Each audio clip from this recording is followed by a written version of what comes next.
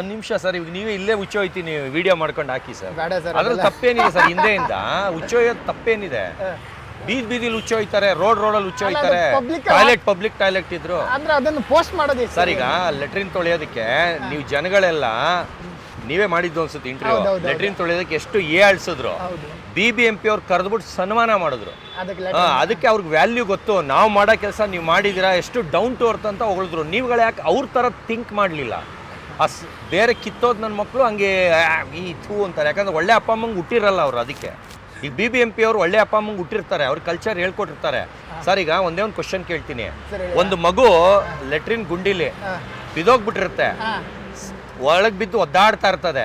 ನೀವು ಮಗುನ್ ಕಾಪಾಡ್ತೀರಾ ಇಲ್ಲ ಇನ್ನೊಬ್ಬ BBMP ಅವ್ರನ್ನೇ ಕರೆದ್ಬಿಟ್ಟು ನೀವೇ ಇಳಿಬೇಕು, ನೀವೇ ಇಳಿದು ಮಗು ಎತ್ತಬೇಕು ಅಂತೀರಾ? ಅವಾಗ ಲೆಟ್ರಿನ್ ಅಲ್ಲಿ ಬಿದ್ರೆ ನಿಮ್ಗೆ ಅಸಹ್ಯ ಅನ್ಸಲ್ವಾ ಸರ್? ಅದು ಬೇರೆ ಇದು ಬೇರೆ ಅಲ್ಲ ಸರ್. ಆದ್ರೂ ಏನ್ ಸರ್, ಈಗ ನಾನೇ ಖುದ್ದಾಗಿ ಮಾಡಿದೆ, ನಿಮ್ದ್ರಲ್ಲೇ ಮಾಡಿದೆ. ಏನ್ ಇವಾಗ ಸರ್?